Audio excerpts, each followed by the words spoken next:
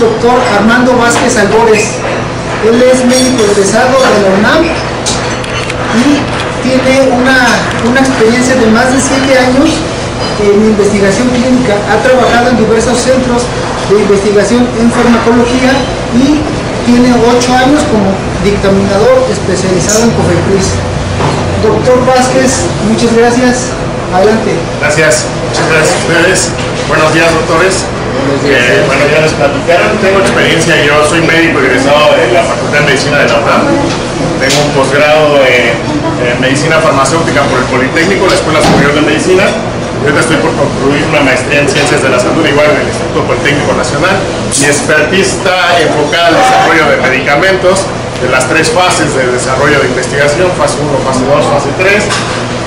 También tengo experiencia regulatoria en la autorización de nuevos medicamentos por parte de COFEPRIS, donde evaluábamos la eficacia y la seguridad de estos medicamentos a través de los estudios clínicos.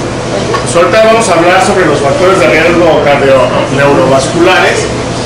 Vamos a empezar primero a hacer la reseña del estudio Framingham, que yo creo que todos lo conocemos. Es un estudio ya que inició hace muchos años, por ahí de 1948. En el cual se evaluaron los factores de riesgo. Este estudio fue de corte prospectivo y se fue evaluando a los pacientes cada 2 años por medio de entrevistas, historias clínicas, estudios de laboratorio, estudios de imagen, y se fueron relacionando los aspectos, los factores de riesgo hasta desarrollar una enfermedad cardiovascular. Entonces, de hecho, todavía sigue este estudio, ya es como 4 y 5 generaciones las que están evaluando, ya los bisnietos de esos pacientes, para evaluar también los factores genéticos que pueden haber para favorecer el riesgo de los eventos cardiovasculares. Y bueno, de manera general, los factores de riesgo encontrados en el estudio Framingham relacionados con el daño cardiovascular es la hipertensión arterial, la sistólica por arriba de 150, el colesterol total por arriba de 260 y el tabaquismo. Bueno, existen diferentes factores que contribuyen al desarrollo de la enfermedad arteriosclerótica y eventos cardiovasculares, pero de todos estos la dislipidemia es una de las más importantes, como ustedes saben. Hay factores de riesgo que son modificables, hay otros factores que no son modificables, y hay ya las enfermedades in situ nos afectan para poder desarrollar la enfermedad cardiovascular. Entonces, entre los factores no modificables, factores de riesgo no modificables, están los antecedentes heredofamiliares que tenemos, siempre los podemos modificar, ya los tenemos por parte de la herencia que nos dan nuestros padres. La edad tampoco, aunque nos resistamos a cumplir años, pues, la edad no la podemos cambiar. El género, aunque ahorita ya se identifican con otro género, está esta ideología de no se puede, médicamente lo sabemos, ¿no? Es sexo hombre-mujer. La herencia, incluyendo la etnicidad. Como saben, hay razas o etnias que están más predispuestas a ciertas enfermedades. Por ejemplo, para la hipertensión arterial, la raza negra son los que tienen más predisposición a desarrollar hipertensión arterial. De hecho, los países más afectados son, por ejemplo, Haití, de estos países que están cerca de África, desarrollan la enfermedad de hipertensión arterial más frecuente y es más agresiva la enfermedad. Y bueno, entre otros factores que sí podemos modificar nosotros como factores de riesgo son la dieta y la nutrición, la inactividad física, el estrés, el fumar, el alcohol y la obesidad y el sobrepeso. Estos factores de riesgo para la enfermedad arteriosclerótica está en nuestras manos modificarlos y van a ayudar muchísimo a bajar el riesgo de cardiovascular. Y bueno, otros factores de riesgo que ya son inevitables, ¿no?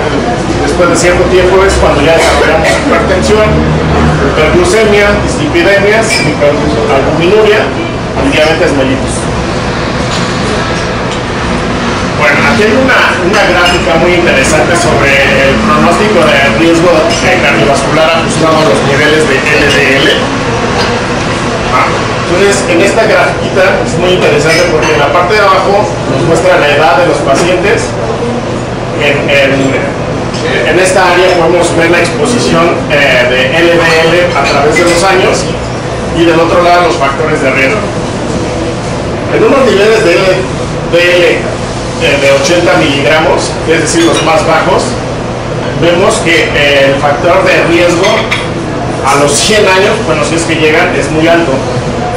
En cambio, cuando la LDL está mayor de 200 miligramos, a partir de los 20 años ya empieza a haber un riesgo cardiovascular. Entonces, lo que para un paciente con niveles de 200 miligramos a los 20 años, un paciente con niveles bajos lo va a estar por ahí por los 62 años. ¿Va? Pues por eso es muy importante mantener los niveles de colesterol LDL bajos, porque la calidad de vida y el tiempo en desarrollar un evento adverso o un riesgo cardiovascular grave a través de los años se ha demostrado que es con las cifras más bajas de LDL. ¿Cómo evaluamos nosotros el colesterol total? ¿No? Se divide en varias partes de acuerdo a su densidad, de acuerdo a su tamaño. Entonces encontramos las HDL, que también a veces le llaman el colesterol bueno. ¿Y cuál es el colesterol no HDL? Los demás, los que sí tienen un riesgo cardiovascular, que es LDL y VLDL. Entonces, de estos dos son los villanos para la enfermedad aterosclerótica, pero los más malos son el LDL, porque hay de diferentes tamaños. El LDL más perjudicial para desarrollar una enfermedad aterosclerótica es el LDL pequeño. Es un pequeño y denso. Son LDL densas y pequeñas. Y aquí vamos a abordar un concepto que es la dislipoproteinemia aterogénica, que es un concepto que incluye varios factores de riesgo y varias evaluaciones, que son los triglicéridos altos, las LDL densas y pequeñas igual elevadas y el HDL bajo. Entonces el concepto de dislipoproteinemia, estos factores son los que desarrollan más fácilmente la enfermedad aterosclerótica. Bueno, aquí ponemos una imagen de la pared del vaso sanguíneo. Como sabemos, se divide en tres capas, que son la íntima, la media y la adventicia. Y está una gráfica donde se evaluó cómo se iba acumulando el colesterol LDL en las diferentes capas del vaso sanguíneo, viendo en mayor cantidad de LDL en la capa íntima, que es la más superficial y que es donde se va a desarrollar la placa aterosclerótica. ¿Cómo clasificamos nosotros los factores de riesgo? Hay muchas escalas para clasificar los factores de riesgo. La más utilizada es el SCORE, el SCORE 2, que es un algoritmo que determina el riesgo cardiovascular y el riesgo de desarrollar un evento fatal a través de los 10 años. No se ve muy bien, pero esta escala, este SCORE 2, se divide entre hombres y mujeres, entre fumadores, no fumadores, los niveles de tensión arterial sistólica y niveles de LDL y HDL. Entonces es una gráfica muy sencillita que con estos datos nosotros, cuando llegue nuestro paciente a consulta, podemos revisar los factores de riesgo, ver y lo podemos catalogar ya en qué tanto riesgo va a tener en 10 años a sufrir un evento cardiovascular. Perdón, doctores, soy Arturo de Cerda, soy del distrito, y aunado a lo que comenta el doctor Armando, el manejo de las escalas, hay una que está hecha también con pacientes mexicanos, porque este dato les interesa, es la Globo-RIS. Entonces, la ventaja que tiene ahora la Globo-RIS es que tiene un apartado con datos de pacientes en México. Si a ustedes les fuera de utilidad, está en línea, la pueden encontrar, y en base a esto también ustedes hacer la clasificación de riesgo cardiovascular. Pero nada más quería hacer ese apunte por si les fuera de utilidad. Gracias. Bien, gracias. Existen otras herramientas para determinar el riesgo cardiovascular que también las podemos encontrar en internet en línea, que es el Smart Right Score, que es en pacientes con evento cardiovascular previo y que da el riesgo a 10 años de presentar la enfermedad. Otro es el EuroSmile, el Smart Reach y el CVD Risk Circulation. Son aplicaciones que ya están en el celular para medir el riesgo vascular, pero como lo comenta Artur, ya hay una que es más adecuada porque está hecha con pacientes mexicanos. Está el SCORE, que es ampliamente a nivel mundial y utilizada en escala. Definición de polipíldora. ¿Alguien sabe qué es una polipíldora? ¿O cuál es la diferencia entre una polipíldora y una combinación de dosis fija? La polipíldora, como su nombre lo dice, tiene varios medicamentos. O Ok, sí, exactamente. Hay a veces confusiones y aquí lo vamos a aclarar. La polipíldora es un medicamento que contiene varios principios activos y se dirige a 2 o más factores de riesgo cardiovascular. Mientras que una combinación de dosis fija es una píldora que contribuye, que tiene igual varios componentes, pero se dirigen solo a un factor de riesgo cardiovascular. Vamos a poner un ejemplo. Cuando es un analgésico, que son combinación, por ejemplo, paracetamol con naproxeno, que es, bueno, se me olvidó el nombre comercial, esos van dirigidos solo a un factor, a una indicación que es el dolor, es la analgesia. Entonces, esto sería una combinación de dosis fija. O por ejemplo, una exenatida con atorvastatina, los dos van dirigidos a corregir los lípidos, ¿no? Entonces sería una combinación de dosis fija. En el caso de la polipíldora, va dirigida a más factores de riesgo. En este caso, la polipíldora que les vamos a platicar va dirigida a 3 aspectos, que es la hipertensión arterial, que es una línea completamente terapéutica diferente, las dislipidemias, que es la atorvastatina, y un antiagregante plaquetario, que es el ácido acetilsalicílico. Gracias. Bueno, para el desarrollo de esta polipíldora, primero se tuvo que... se hizo un programa que se llama Aura, que se hicieron varios estudios clínicos. Todos estos nombrecitos que tenemos aquí son estudios clínicos de ya diferente grado de complejidad, se puede decir, pero todos son estudios clínicos, unos de corte, otros observacionales, y hay unos que fueron hasta experimentales, aleatorizados, donde se probó esta polipíldora. Esta polipíldora fue complejo desarrollarla, la desarrolló el Centro de Investigaciones Cardiovasculares en España, en conjunto con Ferrer. Fue una iniciativa del doctor Foster, que es un cardiólogo, una eminencia de cardiología que está en España, pero fue a petición de la Secretaría de Salud, allá es la Secretaría de Salud de España, fueron la propuesta, o sea, no hubo un interés comercial del laboratorio en desarrollar la polipíldora, fue el interés de un médico cardiólogo que, viendo todas las necesidades que tenían los pacientes, desarrollaron este proyecto y duró mucho tiempo. Entonces, ¿cuál fue el objetivo del programa Aura? Es mejorar la adherencia y preferencias del paciente y sinergias entre componentes con la polipíldora. Vieron que en este tipo de pacientes hay polifarmacia, tienen que tomar diferentes tipos de medicamentos para estar bien controlados.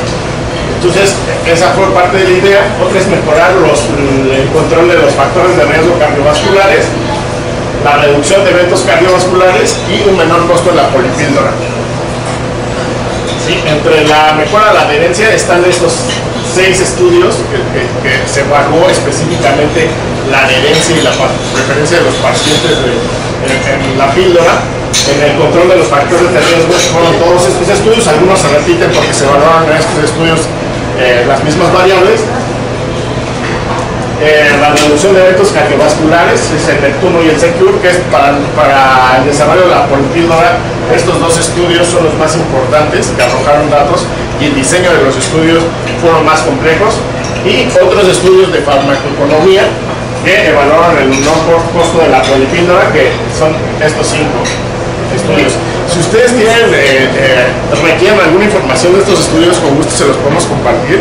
Son estudios clínicos de Europa, bien diseñados, autorizados. O sea, la verdad está muy interesante todo el desarrollo de la polipíldora, y en especial estos 2 estudios, que es el Secure y el Neptuno, son muy interesantes. Si ustedes quieren más información, nosotros con gusto se las podemos compartir. En el caso, por ejemplo, del estudio Secure, fue un estudio experimental con varios pacientes mayores de 65 años que ya habían sufrido algún evento cardiovascular, y se les dio seguimiento, se les comparó con un grupo control y demostró ser mucho más eficaz el uso de la polipíldora en comparación con los monocomponentes.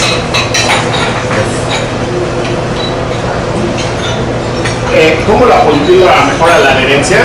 Les voy a mencionar algunos de los estudios que ya están en la diapositiva anterior, pero los insights más importantes de esos estudios. En el estudio Focus, que es Dose Combination Drug por Secundario Cardiovascular Prevention, se evaluaron 3 ácidos acetil, simvastatina y ramipril en comparación con la polipíldora. La polipíldora, como les mencioné, contiene ácido acetil, ramipril y atorvastatina. Entonces se comparó esta polipíldora con que lo que cambia es la simvastatina por la atorvastatina, y la polipíldora demostró un aumento en la adherencia sin observar descensos significativos de la presión arterial ni de la LDL. Van a preguntarse ustedes por qué demostró un aumento en la adherencia, pero no hubo modificación en los niveles de la presión arterial y del LDL. Por el diseño del estudio no se pudo determinar esto, pero hay otros estudios que fueron más largos y ahí sí se comprueba que hubo mejoras en la presión arterial y en los niveles de LDL. El diseño de este estudio en específico, el FOCUS, no permitió demostrar que hay descensos en la tensión arterial y el LDL. Bueno, así como comentario también les quiero, no fue el racional farmacológico para el desarrollo de la polipíldora, no fue alguna ocurrencia o porque alguien tenía esos productos y los hiciera comercializar. Se eligieron los fármacos más utilizados para cada indicación, para la presión arterial, para la hiperlipidemia y como antiagregantes plaquetarios para el uso para desarrollar la polipíldora. Ustedes pueden decir sí, pero por ejemplo para la hipertensión arterial hay mejores medicamentos o hay medicamentos más recetados, ¿no? Que son los ARA2, hay muchísimos medicamentos ¿por qué no utilizaron para la polipíldora algunos de estos medicamentos?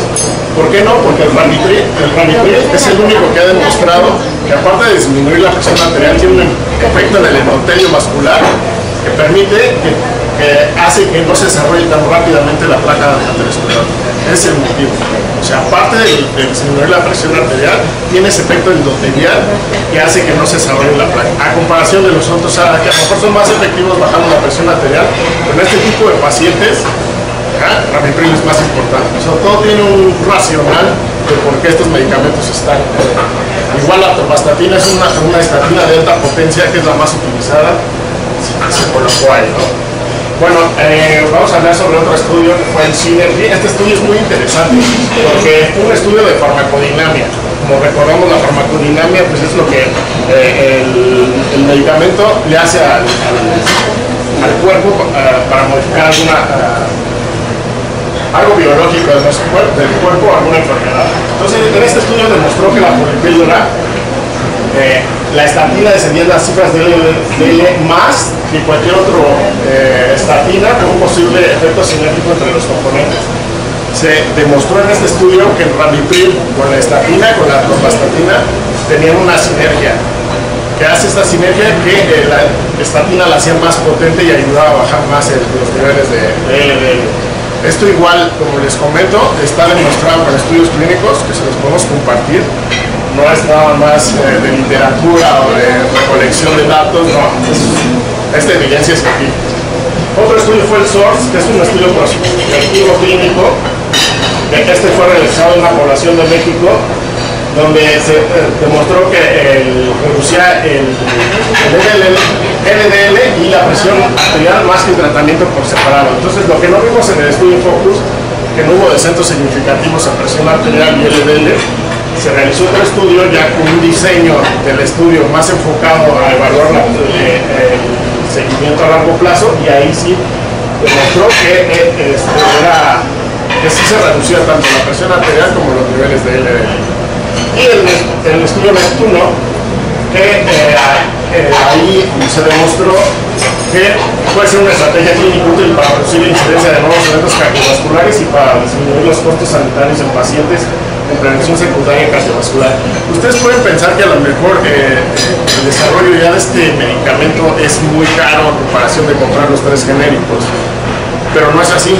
O sea, si ustedes buscan el precio de los medicamentos de referencia, por ejemplo el Crestor, que es atorvastatina, o sea, los medicamentos que son innovadores de referencia, y los compran por separado, la aspirina, Protect, ¿no? Si los compran por separado, el costo va a ser mayor que el costo de la polipíldora. O sea, ahí es un impacto en la economía del paciente muy importante, ¿no?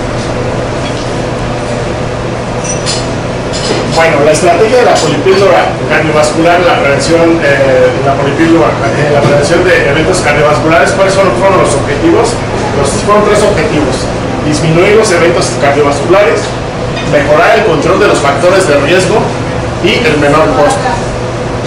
Esto es importante porque sí, yo de hecho cuando conocí la polipíldora pensé que iba a ser carísima la polipíldora y en realidad no es así, tiene hasta una ventaja en comprar los medicamentos innovadores por separado. Los factores que podrían explicar los mejores resultados de la polipíldora frente a la administración de los monofármacos por separados es un aumento en la adherencia debido a la eliminación de carga de píldoras, es decir, cuántas pastillas se tiene que tomar nuestro paciente para estar controlado, tanto de presión como lípidos y antiadherente plaquetario, que serán 6, 7 pastillas, 5, diferentes horarios, se le olvida. En el caso de la polipíldora, es nada más una al día. Entonces, con una tableta al día hay mayor adherencia del paciente, se acuerda más fácil y va a estar mejor controlado. Entonces, ese es un punto importante. Otro, lo que les comenté, que sí se demostró una sinergia entre los componentes que hacen que la atorvastatina sea más potente en combinación con el ramipril. Mejora las preferencias del paciente, obviamente, porque no necesita estar tragando pastillas cada rato, que se le olvida, o que unas son después de la comida, antes de la comida. Entonces, al paciente le viene mejor tomar este tipo de medicamentos que es una vez al día. Y rompe la inercia de la prescripción de los profesionales de la salud.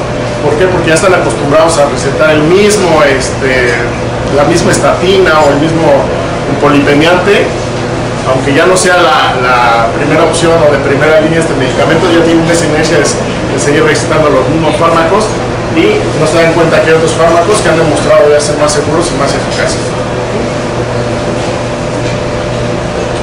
Bueno, este es el último estudio que se hizo con la polipíldora, que se llama Neptuno, que fue un estudio, se midió la incidencia acumulada de eventos cardiovasculares adversos mayores recurrentes en diferentes cortes después de 2 años de seguimiento. Entonces, a los pacientes se les dio 2 años de seguimiento, se les administró el medicamento y se hicieron diferentes cortes. Entonces, aquí vemos la línea azul, es el caso de la polipíldora, demostró en los diferentes cortes que se hicieron que hubo 12, 14 y 17% de mayor riesgo de la recurrencia de eventos adversos mayores en las otras cortes de control comparada con la polipíldora. Entonces, hubo 12, 14 y 17% más riesgos con los monocomponentes a tener nuevamente un evento cardiovascular en comparación con la polipíldora. Esto puede ser por algo también, como es una sola cápsula, el paciente va a tener siempre las mismas concentraciones. Si se lo toma todos los días por la mañana, va a llegar a un estado estacionario que va a estar bien controladito el paciente, porque a la misma hora el medicamento se va a mantener constante en las mismas concentraciones. Y esto puede ser la importancia de estos resultados en comparación a los otros, que a lo mejor pueden llegar a ser más cercanos a los resultados de la polipíldora, pero a lo mejor se le olvidó al paciente tomarlo 1 hora, lo retrasó 2 horas, en esos 2 años que se dio seguimiento. Entonces ahí pudo haber algunos problemas de la administración del medicamento que contribuyen a que tenga más eficacia la polipíldora. Bueno, la efectividad de la polipíldora sobre eventos cardiovasculares recurrentes en pacientes diabéticos.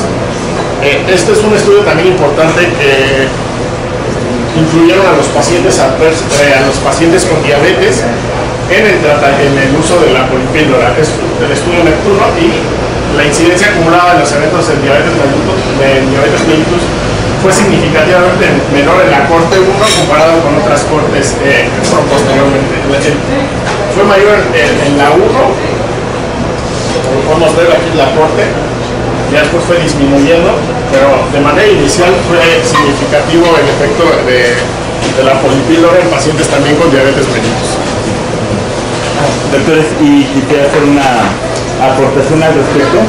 Este subanálisis del estudio de Neptuno es muy importante debido a que trinomia, su indicación, como está en el IPP, es para prevención secundaria, que cuando el paciente ya sufrió un infarto o cuando ya han utilizado los monocomponentes por separado. Y quiero referir al doctor Taskinen en Finlandia, y a ver si están de acuerdo con esta parte de un encabezado que hizo de un estudio. Dice, los pacientes con diabetes deben de ser tratados como si hubieran sufrido un evento coronario previo. Entonces, los pacientes con diabetes son de muy elevado riesgo cardiovascular. Por eso, este resultado, su análisis del estudio Neptuno, nos lleva a esta parte importante. ¿Ok? Si en medicina de primer contacto, generalmente el paciente posinfarctado lo ve terreno, pero tengo de alguna forma una buena alternativa en pacientes con diabetes, cuyo riesgo cardiovascular es elevado. Y dice el doctor Pavia, yo creo que ustedes los conocen, cardiólogo, que da muchas ponencias, dice el doctor Pavia, y lo acaba de comentar el doctor Armando. Ojo, entre los factores de riesgo que hay, el LDL es el que nos está matando a la población latina, es el que marca mucho la diferencia, por eso tenemos que hacer mucho énfasis. Y en lo que acaba de presentar el doctor Armando, del estudio Synergy que acaba de comentar, la relevancia es que se demostró que el Ramipril potencia como si fuera el doble de la dosis a la atorvastatina. Y eso trae una relación directa con la disminución de LDL. Pero sí quería comentar esta parte del apartado del subanálisis del estudio Neptuno, que tiene un apartado para pacientes con diabetes, que son los pacientes del día a día que están con ustedes. Gracias, doctor. Sí. A propósito de ese comentario, no cabe duda que este producto está totalmente indicado como prevención secundaria o incluso como prevención primaria cuando se cuenta con diabetes, la cual implica mayor riesgo. Pero además se puede considerar su uso en pacientes normotensos. Dependiendo, por el uso de ácido acetilsalicílico, hay que evaluar a cada paciente por el riesgo de sangrado. Aunque la dosis de ácido acetilsalicílico es baja, es como la de la aspirina Protect. Si se utiliza de manera crónica en un paciente normotenso que no tenga otros factores de riesgo, sí puede haber daño. Entonces es controversial el uso por el ácido acetilsalicílico. En cuanto a riesgo de sangrado. Exacto. Si usted valora esta parte del riesgo de sangrado, posible riesgo de sangrado por problemas de gastritis, por otros problemas, es la parte que hay que evaluar. Con respecto a la presión arterial, específicamente a este factor de riesgo, me voy a poner de pie, perdón, Ramipril, la realidad es que, y la presentación de 5 miligramos, ojalá tuviéramos la presentación de 2.5 como la hay en España, pero 5 miligramos de Ramipril, dado su mecanismo de acción independientemente a inhibir angiotensina 2, hace algo más importante, protege a la bradismina. Y al proteger a la bradismina aseguramos la producción de óxido nítrico. Lo comentó muy bien el doctor Armando, actúa a nivel del endotelio, por lo cual desde el estudio POP lo demuestra.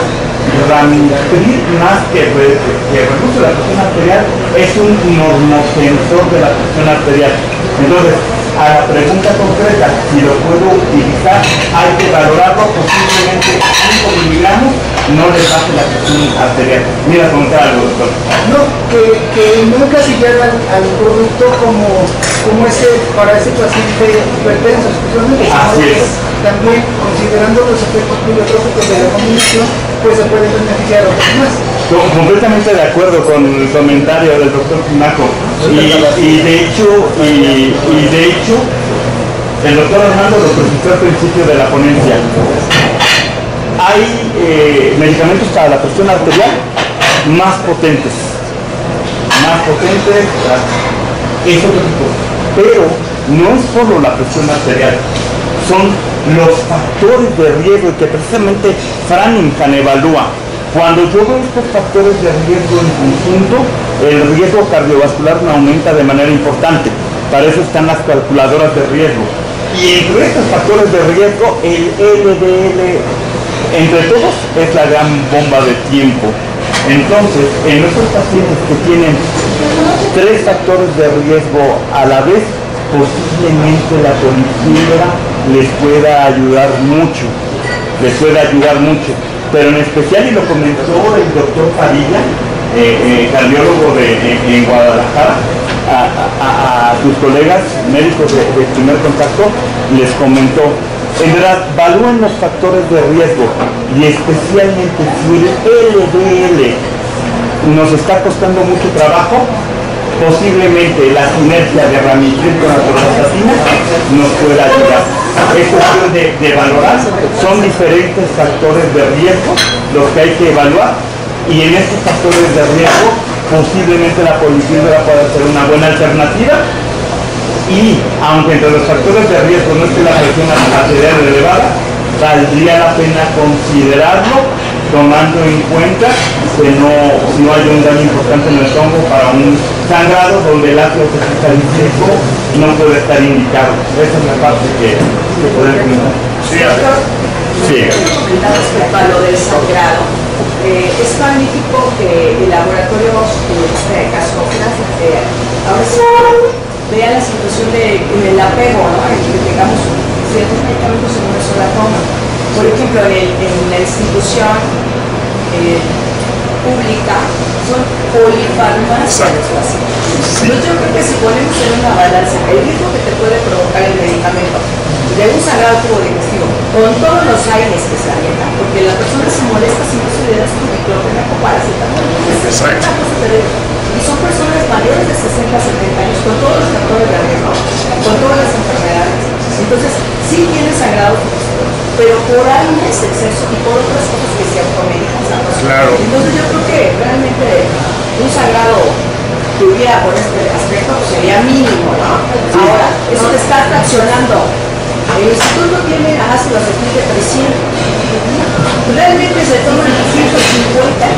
¿No? Entonces fraccionan, ya se hizo polvito, chicharrón, ¿cuánto te estás tomando? Sí, no tenemos un control realmente de la dosis. Entonces, yo creo que esto le están apostando algo muy bueno. Es un medicamento que realmente, ¿qué caro es? Bueno, ¿cuánto cuesta una terapia?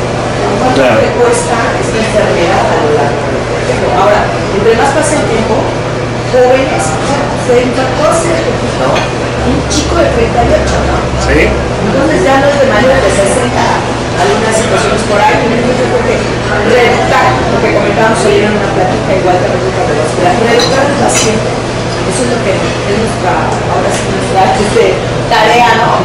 Sí. Para todos. Sí, claro. Y les quiero, perdón, hacer otro comentario.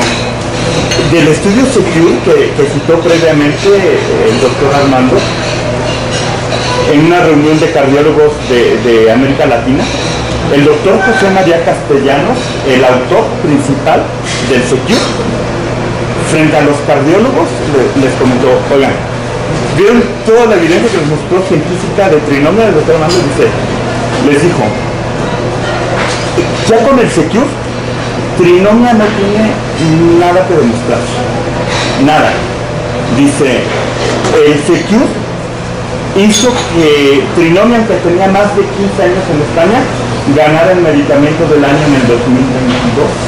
Y la cereza en el pastel es el Neptuno. ¿Y por qué el Secure en estos pacientes posinfartados, los que ya se tuvieron un evento, reduce los meses en un 24%?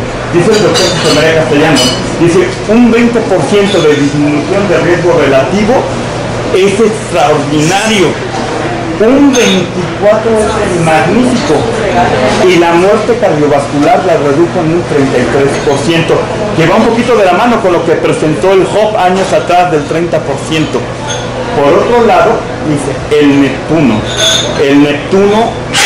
sobre todo para la medicina de primer contacto, dice, es vital porque habla también de la reducción de los meses en un 19%, pero vuelve a reafirmar más del 30% de la reducción de muerte cardiovascular, donde el LDL es la clave entre los diversos factores de riesgo. Sí. No. Te voy a hacer una pregunta, pero adelante, doctor Armando. Sí, de hecho esto es muy importante porque el estudio Secure, que fue el estudio más grande que se hizo de la polipíldora, permitió a que esté la polipíldora indicada en la guía europea para el tratamiento de Zika. Sí, exactamente. Entonces, ya la polipíldora está en guías internacionales. Aquí está en el cuadro básico, pero está en una concentración de atorvastatina de 40 miligramos que todavía no tenemos, pero ya está incluida en el cuadro básico. Entonces, es muy importante esto, ¿no? Que ya está en guías internacionales, por todo el soporte clínico que tiene la polipíldora. Bueno, las conclusiones del estudio, tú lo que comentabas, que la polipíldora reduce significativamente la incidencia de eventos cardiovasculares en comparación de las otras 3 cortes. ¿Me permite otra acotación, doctor? Vean, esto es bien interesante. Las 3 cohortes del estudio nocturno es los pacientes con la polipíldora, los pacientes que tienen la terapia por separado, el ácido salicílico, la torvastatina y el ramipril, y otro, terapias equipotentes, es decir, tomaron ARA2, tomaron otras estatinas muy potentes como rosuvastatina, y ojo, estas son excelentes terapias en factores de riesgo cuando están algunos por separado. Son excelentes terapias, esta parte no está en discusión, son excelentes terapias, pero cuando hay esta combinación de varios factores de riesgo a la vez y cimentado en el estudio Synergy, es lo que marcó la diferencia para la polipíldora. Pero es importante tener en cuenta que también se comparó con terapias equipotentes independientemente de las terapias por separado. Sí. Bueno, el tiempo transcurrido hasta el evento se retrasa significativamente con el caso de la polipíldora. El control de los factores de riesgo, que son los lípidos y la presión arterial, fue significativamente mejor con la polipíldora. La persistencia con el tratamiento fue significativamente mayor con la polipíldora. Reduce significativamente los costes sanitarios, que es lo que les comentaba, de los costos de los medicamentos por separado. Y en pacientes diabéticos el tratamiento con la polipíldora muestra una menor incidencia de eventos, el uso de recursos sanitarios y costos comparado con otras estrategias de tratamiento. Entonces, la polipíldora es una estrategia clínica útil para reducir la incidencia de nuevos eventos cardiovasculares y los costos sanitarios en pacientes de prevención cardiovascular secundaria.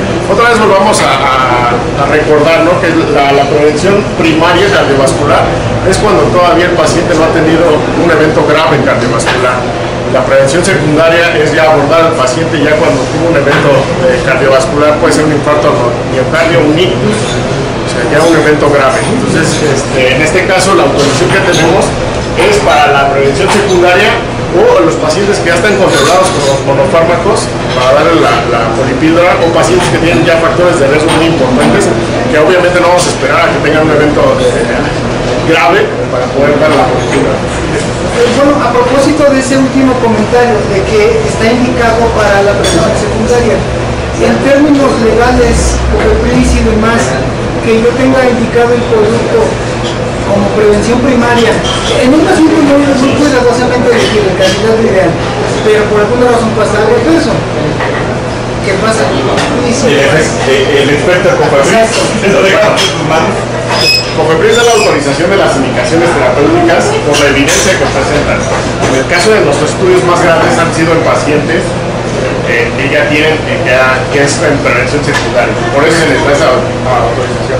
No significa que no sirva para otras indicaciones, simplemente que no se ha demostrado con estudios clínicos o con otro tipo de información que es efectiva y segura. Entonces, sí se puede utilizar en otras indicaciones que no sea prevención secundaria, simplemente se cuide muy bien. Pues, somos médicos, sabemos, no vamos a esperar a que llegue algo grave o que lo deje incapacitado, sabiendo que existe la polipíldora y se la puedes dar para prevenir, ¿no?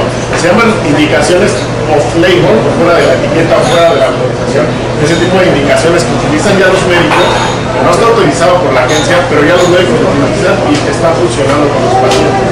¿Es legalmente permisible? Sí, mientras tú evalúes bien a tu paciente, sean los factores de riesgo que tiene y el riesgo-beneficio, ¿no? Tú sabes que para tu paciente es mejor darle la polipíldora que aunque no haya tenido un evento grave, a darle los ácidos, porque le vas a prolongar la vida, le vas a evitar que tenga un evento grave.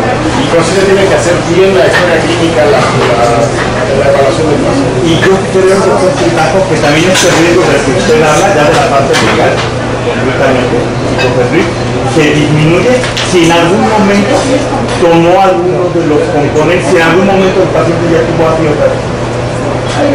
salicílico, si en algún momento ya tuvo una estatina, algún medicamento para la presión arterial, yo creo que abre más el nicho a poder utilizarlo. lo mismo, bueno, como opinión. Sí. De hecho, la indicación de que tiene autorizada la polipíldora es esa. La hacen en pacientes que ya están controlados con ese tipo de fármacos. Si tu paciente ya está tomando, aunque no sea torvastatina, pero otra estatina, y necesita un antiagregante plaquetario y necesita un hipertensivo, se lo puedes dar. Ahí no estarías fuera de la indicación autorizada. Gracias, doctor. Estos son los datos que acaba de comentar Arturo. Ya terminé la presentación, doctor. Que la estrategia de la polipíldora es más eficaz en la reducción de la mortalidad de pacientes de edad avanzada tras un infarto al miocardio. El tratamiento habitual, ya lo mencionó Arturo, disminuye un 24% el riesgo relativo de cardiovascular. ¿Quieres explicar? El 30, que ya también habías comentado, pero esto ya es más específico, que es en pacientes con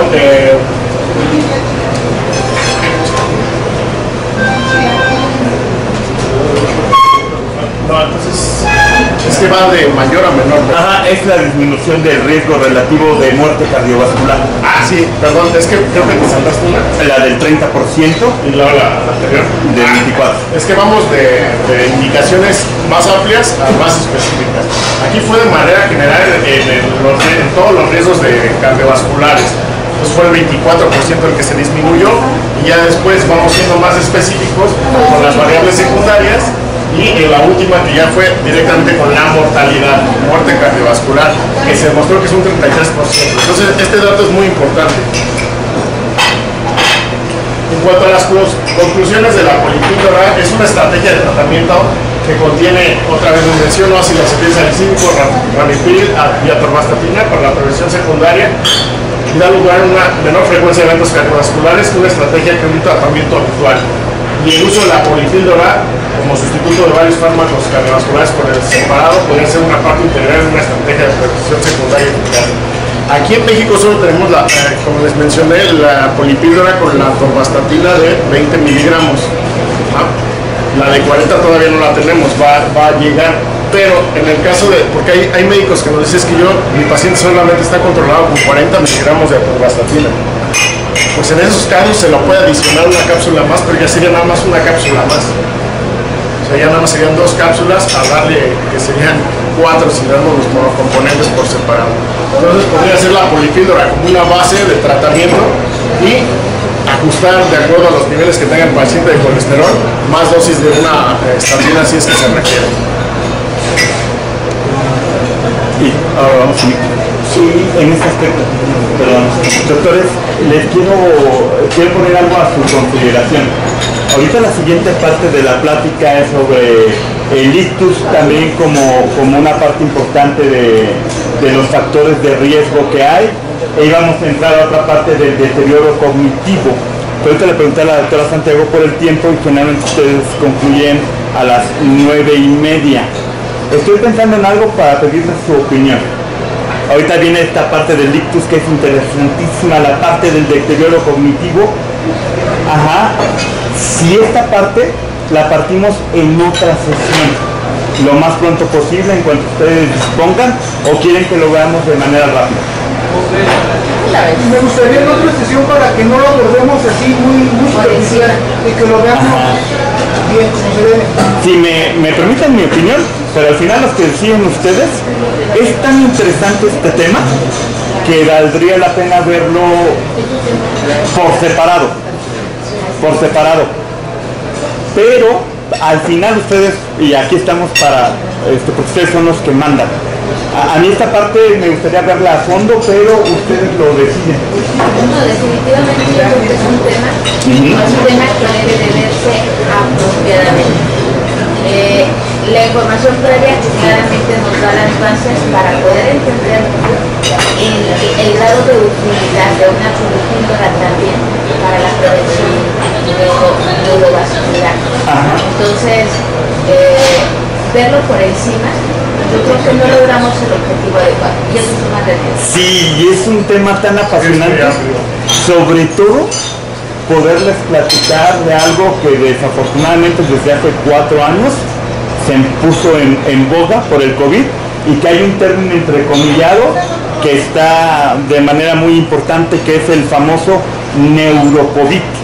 Poderles hablar de esta parte también y la repercusión cuando los pacientes, entre los síntomas está la pérdida del olfato, como posiblemente el virus viajó a través del nervio olfatorio y creó pequeños infartos lacunares y afecta el deterioro cognitivo, y hay que ver la evaluación. Creo que es un tema que hay que verse a fondo, pero ustedes díganos qué hacemos. ¿Se va el doctor rápido o hacemos otra sesión? Con todo gusto. Bueno, solamente quiero dar una comentario. Sí. Lo que está diciendo del COVID. Es una experiencia muy cercana a mi hermana. Sí. Una chica joven sin ninguna enfermedad, 39 años. Primer embarazo, ya para todos era añosa, Sí. pero resulta que tuvo un MBC isquémico. O sea, ¿cómo es posible? Estamos en la pandemia. Embarazada 9 semanas, MBC isquémico, hipotalámico lateral, gracias. Y entonces dices, bueno, fue por la hipercoagulabilidad del embarazo propio.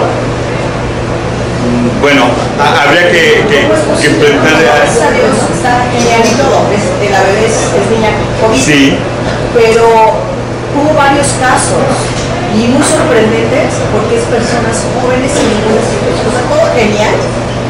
¿Y cómo es posible que te hizo eso? Si me lo permiten, nada más para esta parte breve. A mí me apasionan mucho los mecanismos de acción, soy químico farmacobiólogo de aquí de la FES Cautitlán. Me apasionan los mecanismos de acción. Soy químico, porque de físico no tengo nada. Lo que hace el virus, viaja cuando a través del nervio olfatorio empieza a desencadenar una cascada de sinasas impresionantes. Entonces aumenta la inflamación a tal grado que empiezan, en algunos casos, a realizarse pequeños ictus, los infartos lacunares, lo más grave, hasta un EBC, que era la parte que íbamos a abordar ahorita, hasta lo más grave, que es un EBC. Entonces, aunque no es propiamente del tipo vascular, pero el virus hace que tenga una repercusión cardiovascular, y es la parte que les queremos platicar, entre muchas cosas, la próxima sesión. La coagulabilidad. Así es. Esa es la parte que yo pude ver, y hay ya una información. Sí, hay poca información todavía, artículos hay pocos, yo ya por ahí detecté uno, pero es lo que yo veo desde la visión de un químico. Ustedes hacen la medicina. Sí, podemos preparar una presentación ya con la evidencia científica que hay sobre el COVID en este tipo de casos que mencionan, los ictus, y ya darle un enfoque más profundo. Y la importancia, ahora sí que estamos haciendo una introducción a la próxima, de detectar a tiempo el deterioro cognitivo vascular. Y desde su nicho, ustedes pueden hacer, estoy referenciando, parafraseando, al doctor Julio Secades, que tiene más de 10 estudios con citicolina. Él, cuando vino hace como unos 7 años a México, platicó con sus colegas y decían, oigan, es que desde la medicina de primer contacto se puede hacer, y mucho. Dice, entonces,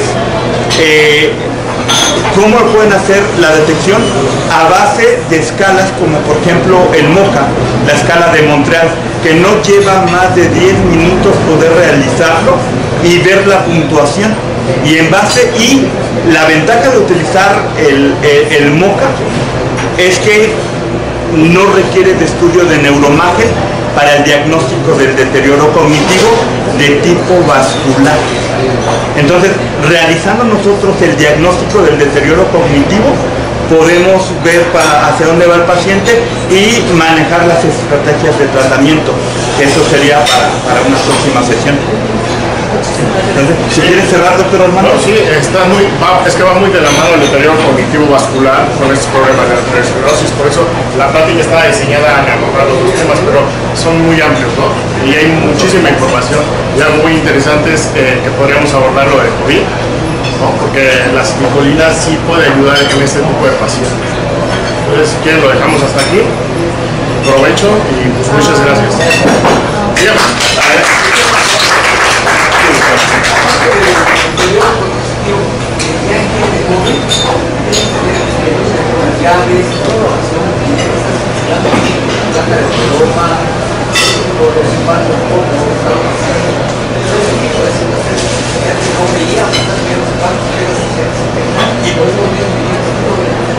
Sí, doctor.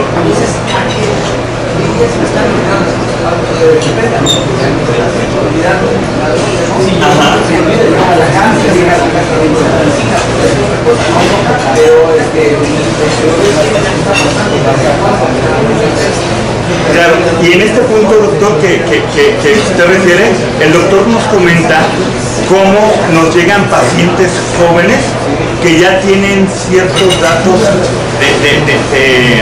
de olvidos, y hay ciertas cuestiones en lo que hay un factor común con lo que nos acaba ahorita de presentar el doctor Armando, y es donde pone la plática, los factores de riesgo. Los factores de riesgo cardiometabólico, y voy a citar al doctor Edwin Chiquete, neurólogo de Medicapur y del Instituto Nacional de Neurología. En una reunión con colegas también ustedes decían, ojo, entre los factores de riesgo, la presión arterial. Dice, no tanto la subida, sino la bajada súbita, posiblemente por la acción de algún medicamento.